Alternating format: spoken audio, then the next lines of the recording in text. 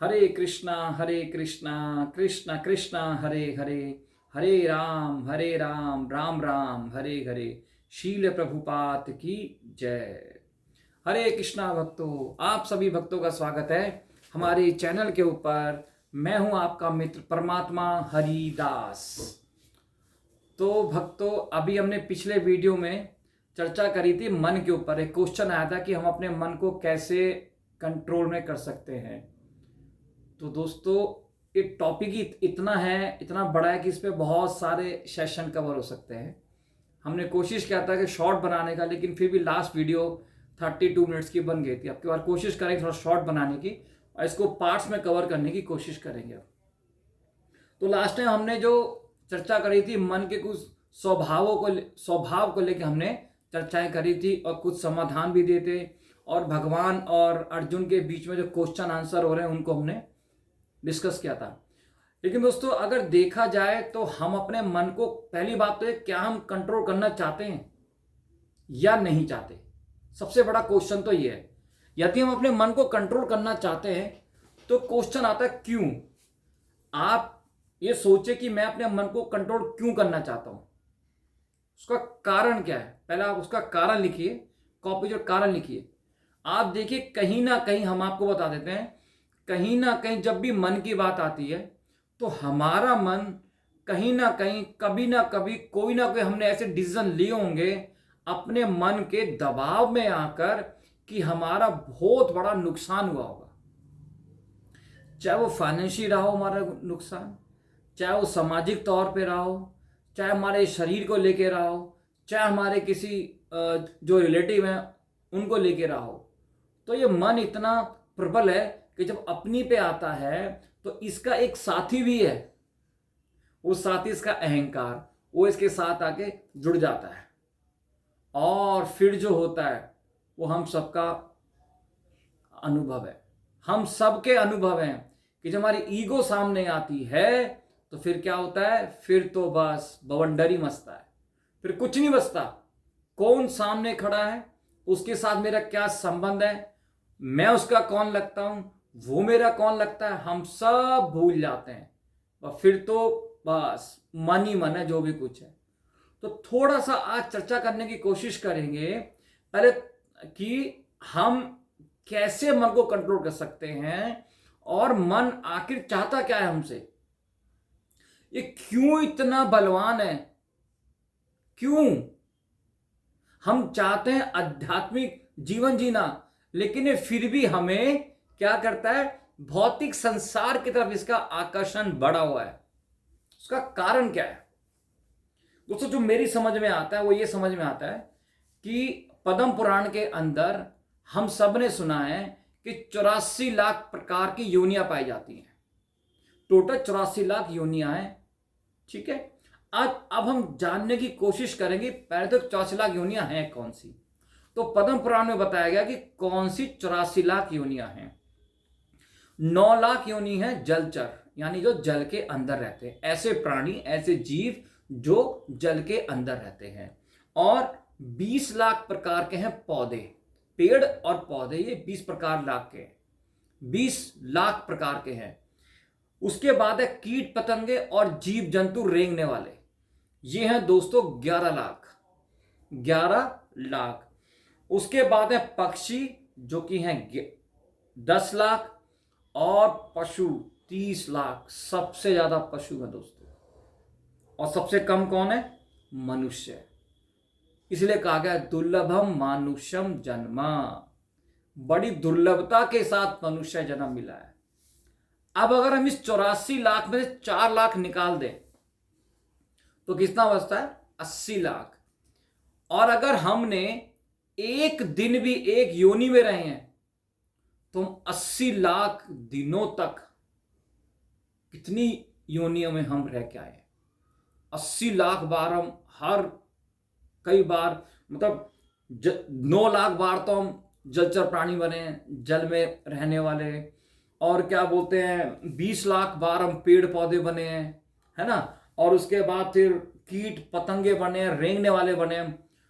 तो ये जो योनियां हैं, अब इनसे हमारे मन का क्या ताल्लुकात है। क्या ताल्लुकात है हमारा मन के बाद? तुम्हारे शास्त्र जो बता रहे कि हमारा जो शरीर है वो दो तरह का शरीर है, एक है स्थूल शरीर और एक है सूक्ष्म शरीर। स्थूल शरीर ये है जो हमारे सामने है, जो पंच महाभूत से बना है, वो सब आप जानते हैं, अग्नि, आकाश, वायु, जल, ठीक है। इन सब 5 महाभूत से हमारा शरीर बना है। मृत्यु के समय जब आत्मा शरीर से निकल जाती है तो इस शरीर को 5 महाभूतों में मिला दिया जाता है। लेकिन इसके अलावा एक शरीर और भी है, उसको बोलते हैं सूक्ष्म शरीर, जिसके बारे में बहुत कम लोग जानते हैं। सेटल्ड बॉडी बहुत कम लोग जानते हैं। वो बनता है मन, बुद्धि और अहंकार से। वो बनता है मन, बुद्धि और अहंकार से, जो जन्म जन्म हमारे साथ चलता है। समझ में आता दोस्तों? जो जन्म जन्म हमारे साथ में चलता रहता है, वही मन, वही बुद्धि, वही अहंकार हमारे साथ साथ चलती रहेगी। फॉर एग्जाम्पल मैं आपको बताता हूं इसका उदाहरण देके, कि मान लीजिए किसी व्यक्ति ने पूर्व जन्मों में बहुत अच्छी भक्ति करी है और वो अगला जन्म मनुष्य होने का पाता है, तो वो बचपन से ही क्या करता है, उसे श्लोक, भागवतम और उसके गुण ऐसे होते हैं, सतोगुणी होता है वो। जैसे मेरे को अभी नाम याद आ रहा है, एक भागवत प्रभु जी हैं जो केवल 4 साल के हैं। हमने उनका देखा था, वो सोनी मैक्स पे भी आए थे, तो मेरे पास वीडियो क्या होते क्लिपिंग आई थी, वो मैंने देखी थी। वो मात्र 4 साल के हैं, लेकिन इतनी अच्छी भक्ति करते हैं, इतने अच्छे भागवतम के श्लोक बोलते हैं। अब 4 साल के बच्चे को आप कितना सिखा सकते हैं बताइए? जितना आप सिखाएंगे, हो सकता है वो आज सिखाया तो 2 दिन बाद भूल जाए, पिछला कैसे याद रहेगा। लेकिन उनको इतना कुछ याद है, इतना कुछ बोलते हो, इनफैक्ट उनको जीवन का पर्पस भी पता है। अभी मैंने उनकी छोटी सी वीडियो देखी थी, उसमें कह रहे थे कि हमें टीवी नहीं देखना चाहिए। बताइए, 4 साल का बच्चा जो कह रहा है हमें टीवी नहीं देखना चाहिए, मोबाइल नहीं देखना चाहिए, और वो कह रहे हैं कि जीवन का परम उद्देश्य है भगवान श्री कृष्ण का प्रेम प्राप्त करना। बताइए, आप 4 साल के बच्चे को कैसे ट्रेंड हो सकते हैं, कर सकते हैं? यानी कि जो उनका मन, बुद्धि और अहंकार है, पूर्व जन्मों ने बहुत अच्छी भक्ति करी है भगवान की, बहुत बहुत बहुत सुंदर उत्तम कोटि के भक्त रहे होंगे, और इस जन्म में तो है ही हैं वो भक्त, उत्तम कोटि के भक्त हैं। तो यानी कि जो हमारा मन, बुद्धि और अहंकार है वो जन्म जन्म हमारे साथ चलता रहता है। इसका दूसरा देखते हैं उदाहरण। जैसे गाय है, स्वभाव से बड़ी शांत होती है ना, लेकिन बहुत सी गाय आप उसके पास जाओगे आपको मार देगी, तुरंत आपको सींग मारेगी। ये दूसरा उदाहरण। तीसरा, बच्चे हैं, किसी बच्चे को बचपन से ही गुस्सा बहुत आता है, कोई बचपन से बहुत शांत होता है, वो आगे जाके भी शांत रहता है। तो ये सब कैसे आ रहा है? हालांकि कई बार क्या होता है, उसके माँ बाप से उसके विचार, आचार, स्वभाव बिल्कुल भी नहीं मैच कर रहा होता। फिर वो कहां से आया? वो उसके मन में संस्कार छपे हुए, वो उनको प्रैक्टिकल जी रहा है, वो उसको बुद्धि को आदेश देने की ऐसा करो। तो यानी कि जो मन है उसके अंदर बहुत सारे इन 80 लाख योनियों के संस्कार फीड हैं। अब हम आपको बताते हैं हमें क्या करना है, समाधान क्या है। हमारा जो रथ शरीर है ये एक रथ के समान है। काय के समान है? एक रथ के समान है। इसमें जो हमारा सारथी है, सारथी कौन है? सारथी हमारी बुद्धि है। और मन क्या है? मन है लगाम। और जो हमारे सेंसेस हैं, 5 सेंसेस हैं, कान, आंख, नाक, जीवा, त्वचा, शरीर, ये 5 सेंसेस हैं। इनको जो कंट्रोल करता है वो मन करता है, मन कंट्रोल करता है उनको। अब सोच के देखिए, अगर मन जो है एक लगाम है और लगाम को बुद्धि के हाथ में दिया हुआ है, लेकिन अगर सारथी डायरेक्शन देना छोड़ दे और जो लगाम है अपने हिसाब से इसको चलती रहे, तो सेंसेस कहां जाएंगे? कान कहां जाएगा? बुराई सुनने के लिए या फिल्मी गाने सुनने के लिए, है ना। आंखें कहां जाएंगी? पुरुष की आंखें जाएंगी सुंदर सुंदर स्त्रियों को देखने के लिए। महिलाओं की आंखें जाएंगी ज्वेलरी पे, साड़ी पे, शॉपिंग करने के लिए। राइट, और जीवा का क्या आएगी, अच्छे अच्छे पकवान खाने के लिए, है ना। तो ये फिर सेंसेस अपने हिसाब से काम करने लगते हैं, क्योंकि कोई कंट्रोल नहीं है इनके ऊपर, है ना। अब हमें क्या करना है, अपने इन सेंसेस को भगवान की सेवा में लगाना है। जब हम इनको भगवान की सेवा में लगाएंगे तो मन थोड़ा कंट्रोल में होगा, जो लगाम है वो खींचेगी, और मन को क्या करना है, बुद्धि के हाथ में सौंप देना है। अभी हम सारे डिसीजन अपने मन से लेते हैं, अधिकांश लोग अपनी बुद्धि का यूज नहीं करते, मन के स्वभाव में या मन के भाव में आके कुछ भी डिसीजन ले लेते हैं, अपने आप ही कुछ भी सोच लेते हैं। और मन का एक स्वभाव और भी है दोस्तों, कि मन कभी भी आपको प्रेजेंट में नहीं रखेगा। पास्ट, फ्यूचर, प्रेजेंट तो पता ही नहीं मन को क्या होता है, वो रखता है नहीं। फॉर एग्जाम्पल मान लीजिए आपके घर में या आपके रिलेशन में कोई ऐसा व्यक्ति है जिससे आपकी नहीं बनती, सपोज, ना आप उसको राम राम कहते, ना वो आपको राम राम कहता, ना आप उसको हरे कृष्णा कहते, ना वो आपको हरे कृष्णा कहता। जैसे वो व्यक्ति हमारे सामने आता है, हमारा मन क्या करता है, हमें उस प्रीवियस पुराने एक्सपीरियंस पे ले जाता है जो हमने उस व्यक्ति के साथ हमारा हुआ था। प्रेजेंट से आपको आउट कर दिया उसने, और फिर क्या करता है, फ्यूचर प्लानिंग। मैं क्यों बात करूं, उसको भी तो बात करनी चाहिए मेरे से, मैं बात नहीं करूंगा। अब यहां क्या है, अहंकार आप पे हावी हो रहा है आपका, है ना, यह हमारा अहंकार हम पे हावी हो रहा है। लेकिन यदि बुद्धि से काम लोगे और भक्ति कर रहे हो तो क्या सोचोगे, नहीं, ये जीव जो है इसके साथ मेरे दो संबंध हैं, एक तो मेरा ये रिलेटिव है, और ये रिलेशन, ये परिवार, इस समाज मुझे भगवान ने दिया है, और दूसरा ये जीव भी भगवान का अंश है, मैं इससे द्वेष नहीं हो सकता, कर सकता। ये मेरे परम पिता पूर्ण पुरुषोत्तम भगवान श्री कृष्ण का अंश है, और मैं भी उसी का अंश हूं। लेकिन ये आप जब सोच पाओगे जब आप बुद्धि के लेवल पे आओगे। फॉर एग्जाम्पल, चलिए एक और उदाहरण समझते हैं। मान लीजिए आप किसी कंपनी में जॉब करते हैं और आपका बॉस बहुत इंटेलिजेंट है, लेकिन उससे कई बार गलती हो जाती है। अब आपको अपना बॉस रिप्लेस कर, या मतलब कंपनी चाहते कि हमारा भाई सीईओ चेंज हो जाए, तो क्या करेगी कंपनी, दो कंडीशन रखेगी। एक तो उससे ज्यादा स्मार्ट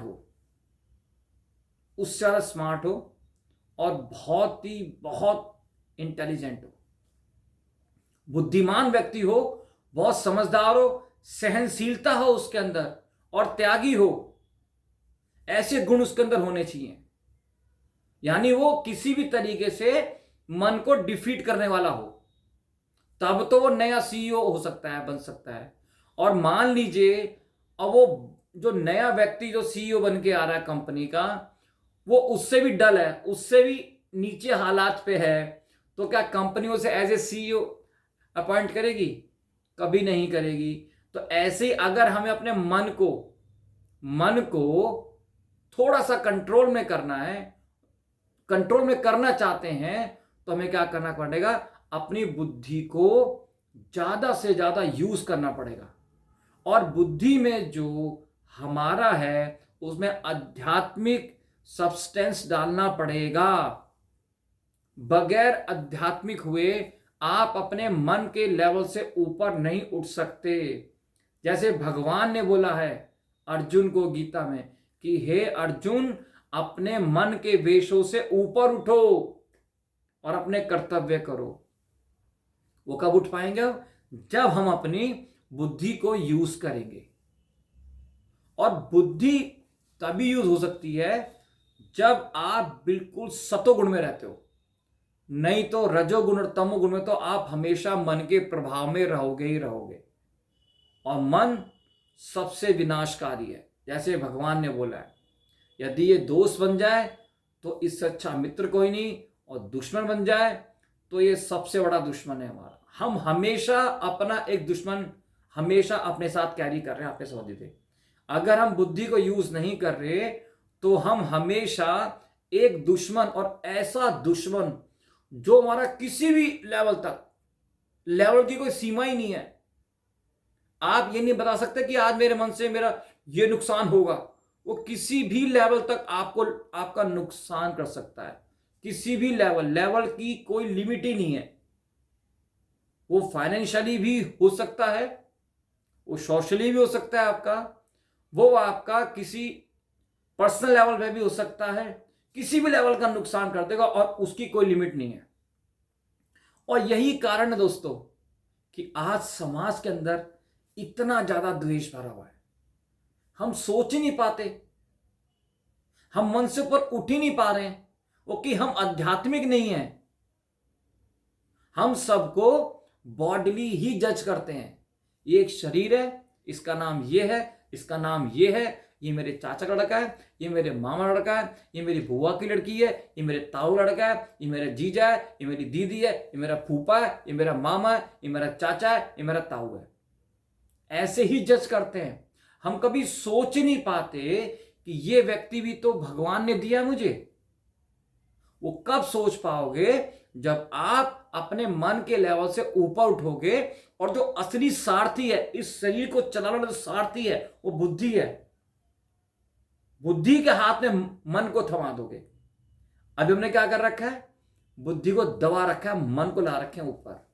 तो फिर तो सेंसेस तो भागेंगे ना, जहां इनको भागना है भागेंगे। ऊपर से अहंकार इनका दोस्त है, आ जाता है साथ में, लग जाता है, बस फिर तो कोई सीमा ही नहीं है हमारे नुकसान।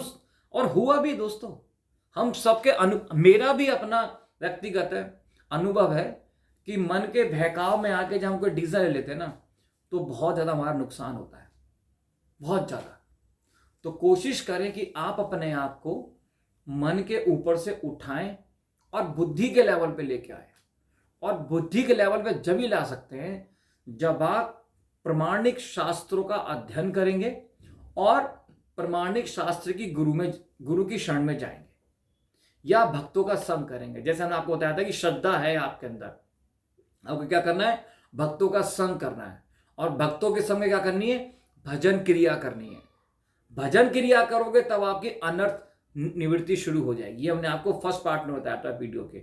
तो इस पे थोड़ा फोकस करें और आज बैठ के एक लिस्ट बनाएं प्रैक्टिकली कि बेसिकली मेरे मन के अंदर क्या क्या विचार उठते हैं और मैं इनको कैसे खत्म कर सकता हूं। फॉर एग्जाम्पल, जैसे अभी कुछ दिनों पहले मैंने अपने घर में एक एक्सरसाइज करी थी अपने फैमिली वालों के साथ। मुझे उससे बहुत बेनिफिट हुआ था। मैंने अपनी वाइफ, अपने बेटे से, अपनी मदर से और छोटे भाई की मिसिस से हमने पूछा कि आप प्लीज कृपया करके मुझे बताएं कि आपको मेरे स्वभाव में क्या अच्छा नहीं लगता जो मुझे बदलना चाहिए। कुछ लोग तो शर्म के मारे बोल नहीं पाए, बच्चे बोल नहीं पाए कि पापा को बोलेंगे तो डांट देंगे उल्टा कि तुम चाहते हो मैं ऐसा बदलूं। मैंने कहा नहीं, अगर आप बोल नहीं सकते तो लिख के दे दो। अब 2 दिन हो गए, किसी ने कुछ कहा ही नहीं। बोला यार मैं परफेक्ट तो नहीं हो सकता। तो मैंने फिर पूछा, मैंने यार मैं सीरियसली बोल रहा हूं आप सबको, प्लीज ऐसा कोई व्यवहार मेरा जो आप चाहते हो कि मुझे इसे बदलना चाहिए, आप लिख के दो। तो बड़ी मुश्किल से मैंने कहा ठीक है रात को लिख देना, सुबह मेरे बैग में डाल देना, जो मेरा ऑफिस बैग है, पर्ची लिख कर डाल देना। तो मेरे बेटे ने बोला कि मैंने अपने बेटे की पर्ची करी, पापा आप ना कभी कभार ना हमारे साथ ना खेलते नहीं हो, आपके पास समय की बहुत कमी है और हम खेलने को बोलते हैं आप गुस्सा कर देते हो। तो मुझे क्या नजर आया कि मैं गुस्सा देता हूं, कर देता हूं, ये मेरा स्वभाव। देखिए हमें अपने आप में लगता है कि आई एम परफेक्ट, मैं निपुण हूं, मैं पूरी तरीके से परफेक्ट हूं। और ये हमारी सबसे बड़ी गलत धारणा है कि मैं परफेक्ट हूं। कोई भी परफेक्ट नहीं है इस संसार में, केवल भगवान के अलावा। भगवान श्री कृष्ण ही परफेक्ट है। तो बेटा ने बोला कि गुस्सा, तो मुझे वहां से समझा कि हाँ मुझे अपना गुस्सा कम करना है, मुझे बच्चों के साथ गुस्से से पेश नहीं आना। मैंने लिख दिया, नोट डाउन कर लिया। अब आई वाइफ की बारी। वाइफ से पूछा भाई तुम्हें क्या लगता है कि मेरे स्वभाव में कुछ चेंज होने चाहिए? वो थोड़ी सोचती रही। फिर बोली कि मुझे ऐसा लगता है कि तुम कभी को आना किसी बात पे ज्यादा लंबी बहस कर लेते हो और टॉपिक इतना बहसनाक होता नहीं है, और अगर आप सोचो तो उस बात को वहीं ख़त्म कर दिया जा सकता है। मैंने वो भी लिखा कि हाँ भाई ये मतलब मैं बात को खींचूँ ना, मतलब मेरे का एक स्वभाव सामने आया कि मैं बात को खींचता बहुत ज़्यादा हूँ, और उससे मैं अपनी बुद्धि का, देखिए दोस्तों हमारे अंदर भी ये कमी है। मैंने कहा ना परफेक्ट कोई नहीं है इस संसार में, मैंने वो लिखा। फिर मैं अपने छोटे भाई फिर मैंने सबसे पहले मैंने अपनी मदर से पूछा कि माँ आप तो मुझे मतलब आप तो भगवान के बाद कोई मुझे सबसे ज़्यादा प्यार करता है तो वो आप हो, बताइए क्या, या भगवान से भी ज़्यादा मुझे कोई प्यार करता है तो वो आप हो, तो आपके हिसाब से क्या मेरे स्वभाव में चीज़ आनी चाहिए। दोस्तों बिलीव करेंगे आप, मेरी मदर ने क्या बोला, मेरे तो बोला कि बच्चे तू जो जिंदगी अभी जी रहा है ना, और जो पहले जी रहा था 7 साल पहले, इसी लाइफ में तू लगा रही हो जीवन भर तक। तेरे जीवन में बहुत सारे बदलाव आए जो मैंने देखे हैं तेरे अंदर।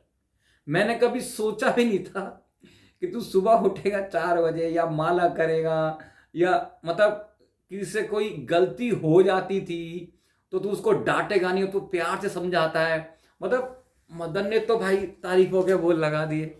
अब यहाँ तो अहंकार बढ़ गया भाई, चेंजेस आ गए, लेकिन ये सब गुरु की कृपा है। माँ को हमारे गुण ही अच्छे लगते हैं ना, माँ कभी अवगुण देखती नहीं है। ऐसे ही भगवान है, भगवान कहते हैं सो अहम सर्वभूतेषु न द्वेष नस्ति न प्रिया, कि मैं किसी साथ कोई पक्षपात नहीं करता, मैं सबके साथ समभाव हूं। जो मेरा मित्र है मैं उसका मित्र हूं, लेकिन पक्षपात और द्वेष तो मैं किसी से नहीं करता। ऐसी माँ है बेचारी, ना किसी औलाद के साथ पक्षपात करती ना, लेकिन सब कुछ हमारे मन के अंदर ही है। फिर मैं छोटे भाई की वजह से पूछा, उन्होंने बोला कि नहीं भैया आपका स्वभाव बहुत अच्छा है, और जैसे आप भक्ति में आगे बढ़ते आ रहे हो, गुरु की कृपा से आप शास्त्रों को पढ़ते हो, आप जीवन में उतार रहे हो, तो ये भी हमें अच्छा लगता है, और आप हमें भी कहते हो कि भक्ति करो। तो मैंने बोला नहीं ये सब नहीं चलेगा, कोई ना कोई एक गलती जरूर होगी मैंने जो आपको लगता होगा, आप उसे बताओ प्लीज मेरे को। वो भी सोचते रहे बहुत, अब वो भी कैसे बोले, रिश्ते में छोटी है, बोला नहीं कुछ तो बताओ प्लीज, कोई तो स्वभाव होगा मेरा। तो उसने बोला कि जो खाने की आपने बाउंडेशन घर में लगा रखी है तो इसको कम कर दो। आप कहीं जाते रिश्तेदार में कुछ खाते नहीं हो, प्रसाद प्रसाद नहीं खाते, मैं तो खाएंगे तो हम प्रसाद ही, वो एक अलग बात है कि आप भोल लगा के दे दो हम खा लेंगे। और उसने एक चीज और बोली कि थोड़ा सा आप क्या करो, आप प्रैक्टिकल होके भी सोचना शुरू करो। मैं बोला किस विषय में, होते कि आप कई बार कुछ चीज़ों को ज़्यादा भगवान के ऊपर लेके चले जाते हो और प्रैक्टिकली एफर्ट्स नहीं करते। मैंने कहा अच्छा चलो ठीक है, इसके बारे में हम सोचेंगे, विचार करेंगे, वो भी हमने लिख लिया। तो कहने का मतलब क्या दोस्तों कि हम अपने आप को परफेक्ट समझते हैं, लेकिन जब दूसरे से पूछते हैं ना अपने बारे में, वो हमें बताता है कि हम तो ये कमियां है। तो हमें आज सबसे पहली एक्सरसाइज क्या करनी है, अपने मन के विचारों को लिखना है कि मेरे मन में किस प्रकार के थॉट्स आते हैं। जैसे हमने आपको 4 प्रकार के थॉट्स बताए थे, कौन से बताए थे आपको याद है? Positive thoughts, negative thoughts, routine thoughts और वेस्टफुल थॉट्स। इन चारों की आप लिस्ट बनाना कि मेरे माइंड में पॉजिटिव थॉट्स कौन कौन से आते हैं, उनको लिखना। फिर नेगेटिव थॉट्स, मेरे माइंड में सबसे कौन से नेगेटिव आते हैं, किस व्यक्ति को लेके आते हैं और क्यों आते हैं, ये कारण आप लिखना। उसके बाद क्या लिखना, रूटीन थॉट्स, मतलब जो आपके ऑफिशियल थॉट्स होते हैं ना, जो पूरा दिन आप करते हो रूटीन, ऐसे थॉट। और वेस्टफुल थॉट्स, ये सबसे वो है इंपॉर्टेंट है। हम पूरे दिन वेस्टफुल थॉट्स ही सोचते रहते हैं दोस्तों, क्योंकि हमारे किसी काम के नहीं होते। एक बार एक फीमेल के पिंपल्स थे मुंह पे जाके, तो उसकी फ्रेंड ने दबा दिया। वो क्या कर रही है, पागल है क्या, देखो तमीज नहीं है, मेरे पिंपल से मुंह दर्द हो रहा, तूने उसको दबा दिया जोर से। अब आप मुझे बताओ क्या उसके दबाने से दर्द हुआ उसको? हाँ, पिंपल्स में दर्द उसके अंदर ही था पहले से, उसके अंदर दर्द था, उसने से उसको छुआ और उसको दर्द हो गया। यानी सब कुछ हमारे मन के अंदर ही है दोस्तों, हमारे मन से दूर कुछ भी नहीं है, सब कुछ मन के अंदर है, अच्छा और बुरा। आप किसी इंसान को अच्छी दृष्टि से देखो वो आपको अच्छा लगेगा, बुरी से देखोगे तो बुरा लगेगा। हमारी एक धारणा बन गई कि ये आदमी ऐसा ही होगा। उसको चेंज करो, उसको बदलो, उसको आध्यात्मिक दृष्टि से देखो। ज्यादा घबराने की जरूरत नहीं इसमें कुछ। भगवान कहते हैं तेषाम सतता युक्तताम भजताम प्रीति पूर्वक ददामी बुद्धि योग प्रदंती, कि मैं बुद्धि योग प्रदान करता हूं आपको। तो भगवान बुद्धि योग देंगे, लेकिन कब देंगे? जब आप बुद्धि के लेवल पे आओगे। अभी तो मन के लेवल पे ही है ना, हम इससे ऊपर ही नहीं उठ रहे। भगवान ने 2 बार बोला मन मना मद भक्त्या मद्दाजी माम नमस्कुरु। ये श्लोक 2 बार बोला हमने, लास्ट टाइम भी आपको बताया। भगवान ने श्लोक 2 बार बोला कि अपने मन को मुझ में लगाओ, मुझ में लगाओ, मुझ में लगाओ, लेकिन नहीं लगता। क्यों? संसार ऐसा है, दृष्टि हमारी ऐसी है, मन बार बार वहीं लेके जाता है, संस्कारों पे पुराने। एक प्रैक्टिकल और बताता हूं मैं आपको उदाहरण। आप 10 दिन ठीक 4 बजे देखना, मन का स्वभाव बता रहा हूं आपको, पास्ट में जाएगा लेके। आप ठीक कोई भी एक समय चूज कर लेना, दिन का 1 बजे, 2 बजे, 4 बजे, 3 बजे, और आप सोचना कि मुझे उस समय सोना है। या कोई भी एक काम चूज करना कि मुझे उस समय कुकिंग करनी है 4 बजे, 3 बजे, कोई भी एक काम, कोई भी एक टाइम चूज कर लेना, और आप 3 दिन उसको सेम टाइम पे करना। 4 डेज आप उसको मत करना। आपका मन उसी समय उसी टाइम पे सेम चीज को सेम उसमें एपिसोड में आपको लेके जाएगा। क्यों? पास्ट में लेके गया है ना। तो मन का क्या स्वभाव है? बताते कि मन एक जल की तरह है। ये जल की तरह है, गिलास में जाएगा तो लंबा बन जाएगा, गोल बर्तन में जाएगा तो गोल दिखेगा, नदी में तो फैला फैला दिखेगा, चाहो तो कितनी दूर तक फैला हुआ है, समुद्र में तो पता नहीं कितना लंबा दिखेगा हमें। ऐसा मन है। और हवा की तरह भी है। जैसे हवा होती है, गुलाब के फूल के बाग पे से आते निकलती हुई, तो गुलाब की सुगंध आती कितनी अच्छी लगती है। किसी फ्रूट्स के ऊपर से आएगी तो फ्रूट्स की स्मेल लेते आएगी वहां से, है ना। और किसी मल के ऊपर से लाएगी तो मल की गंध ले आएगी वहां से, दुर्गंध ले आती है वहां से मल की, है ना। तो ऐसे ही मन है, आप इसको जैसा ढालोगे ये वैसे ही ढल जाएगा। इसका अपना कुछ भी नहीं है, यकीन मानो दोस्तों। इसका अपना अगर कुछ है तो वो 80 लाख या 84 लाख योनियां हैं जिसमें जी के आए बस, और वो भक्ति से सारी दूर हो जाएंगी। वो संस्कार सारे भक्ति से हटेंगे। हमें खाली करना है इसको, इसके अंदर बहुत कुछ जमा हुआ है, बहुत कुछ, इसको खाली करना है। और खाली कैसा होगा? हरे कृष्ण कृष्ण कृष्ण हरे हरे, हरे राम राम राम हरे हरे, हरे कृष्ण कृष्ण कृष्ण हरे हरे, हरे राम राम राम हरे हरे, हरे कृष्ण कृष्ण कृष्ण हरे हरे, हरे राम राम राम हरे हरे। ये ऐसे ही खाली होगा, और खाली करने का कोई दूसरा उपाय नहीं है, नहीं है, नहीं है। हरे नाम एव केवलम, कलो नास्ते नास्ते व गति अन्यथाम। इसके अलावा और कोई उपाय नहीं है, नहीं है, नहीं है। अब डिपेंड आपके ऊपर करता है कि आप अपने मन को कैसे कंट्रोल हो सकते हो। बहुत सारे लोग कई तरह के समाधान देते हैं, और हम देखते भी हैं शास्त्रों में कि कैसे तो साधु लोगों के फॉल डाउन हुए भक्ति में। क्यों? क्योंकि भक्त नहीं थे, योगी थे, योगी थे, है ना। तो हमें क्या करना है? भक्ति करनी है। भक्ति करने से हम सिर्फ और सिर्फ इस हरि नाम से, ये इतना पवित्र ध्वनि है दोस्तों, हमारे मन में जो कचरा भरा हुआ ना वो अपने आप निकलता रहेगा, आपको पता भी चलेगा।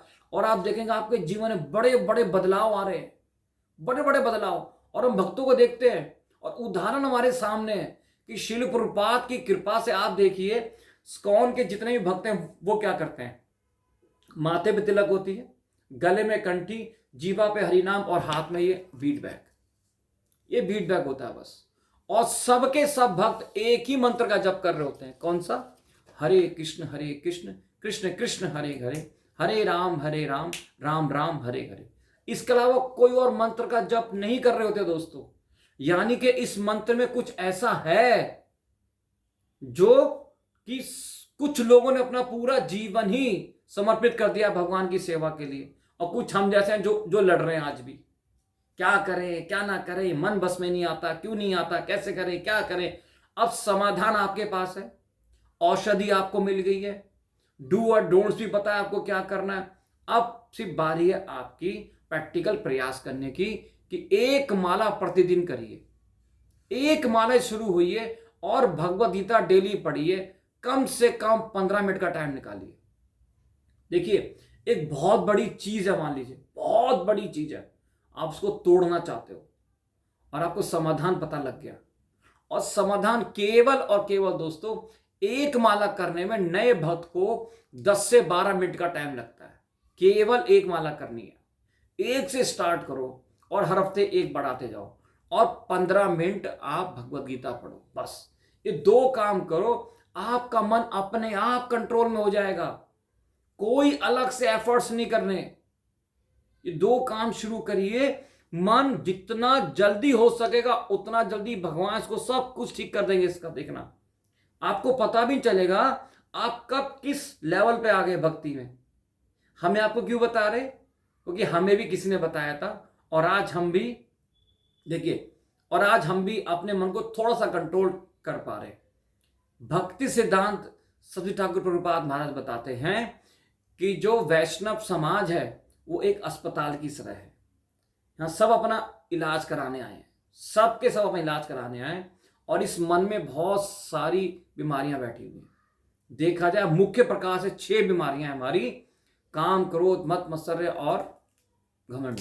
ये हमारी 6 प्रकार की बीमारियां दोस्तों, हमें इन्हें दूर करना है। कैसे दूर करना है? सिर्फ हरे कृष्ण का महामंत्र का जप करके, और कोई दूसरा उपाय नहीं है मेरे प्रिय मित्रों, नहीं है।